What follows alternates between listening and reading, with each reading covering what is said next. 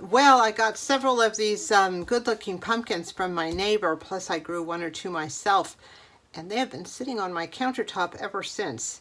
And they store really well, evidently, because they've been in great shape.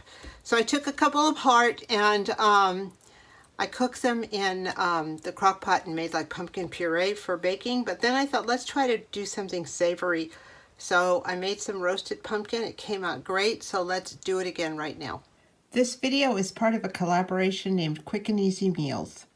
It's hosted by Anna at the Grace Life DIY Home Decor, Debbie at Debbie Bubbles, and Jean at Jean Home Decor and more. We're going to be working with fresh pumpkin, and I've already prepared it by peeling it, cutting it up, pulling out as much as the stuff in the middle that was in there, and here it is. I have preheated the oven to 375, so let's get started getting this ready to put in there. I'm going to go ahead and dump the pumpkin in here. The deal with pumpkin is that I think we're just so used to the whole pumpkin spice thing and pumpkin being used for sweet things like pumpkin pie and pumpkin bread and all that sort of stuff that we forget that this is a winter squash and we can do whatever we want with it. So I'm going to be putting in, I have a little bit of sage here.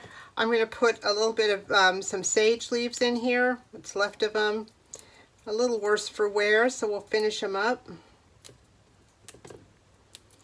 And you can do the same thing with butternut squash or any of the winter squashes, but I have this pumpkin, so I thought I'd use it. I'm also going to put some thyme in. I have some thyme here.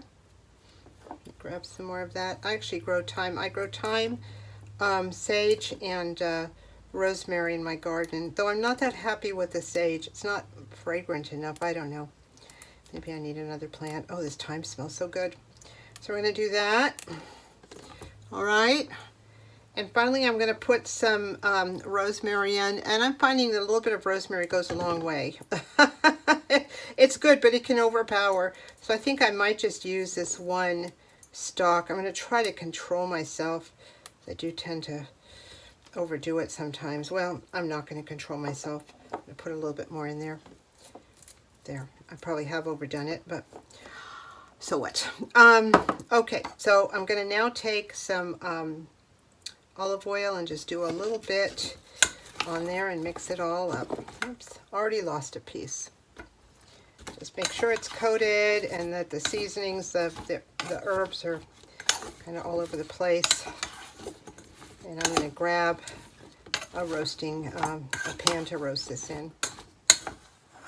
Now you can roast this in whatever you want to roast it in, but I really like cast iron, so I think I'm going to be doing it in this. And as I look at this, I think a little more sage wouldn't hurt.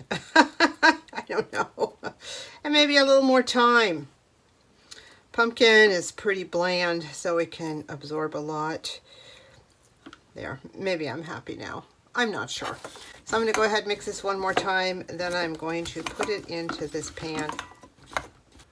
All right, so what I'm going to do is put this in here, and I love this cast iron pan. I find cast iron perfect for roasting, but I want to make sure there's room between them.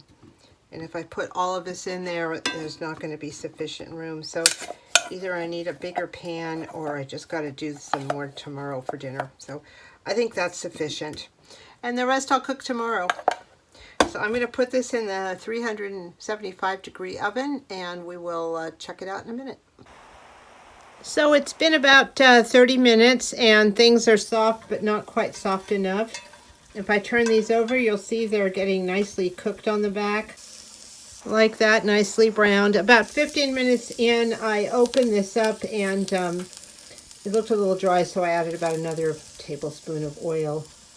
Just mix it in. That's looking good. So I'm going to turn these all over.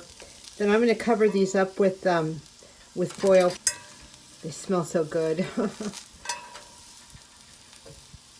Here they are all turned over. You can't see all of them are brown, but they're all browned. And I'm just going to lightly cover this with foil. And this will keep it in so that it'll cook to softness. Here we are, another 20 minutes with the foil on top, and this is nice and soft. Your fork goes right through it. It is beautiful. Look at that. Nicely charred. And it's so good. I can smell all those herbs we put in. And then you can eat it just like this. I like to put a little bit of this cheesoning on by Dano's. It has a Parmesan cheese flavor, and it also has some extra seasonings which make it just delicious. So before I go, I'm going to say pumpkin is very nutritious. I want you to know that. 1 cup of pumpkin will give you 200% of your daily vitamin A, and that is good for vision and immune support, plus it has vitamin C, E, and fiber. There's a lot to be said for eating in season. You can get all your nutrition in no matter what you're doing year round. We kind of get stuck on the same flavors, and we get stuck on the same foods no matter what time of year it is. And when we're getting our food shipped from all over the world and it's out of season and it's been stored for a long time, I do believe it loses a lot of its nutrition, a lot of its flavor. So I was quite happy to see I could do this with the pumpkin, because I have quite a bit of pumpkin. And how much pumpkin bread can I actually eat? This is just delicious. I'm going to be making, tomorrow I'm going to be making some tuna, and I'm going to be serving this with it. Absolutely wonderful. So anyway, just a new way to cook pumpkin, and I hope you try it and enjoy it, and I thank you so much for watching.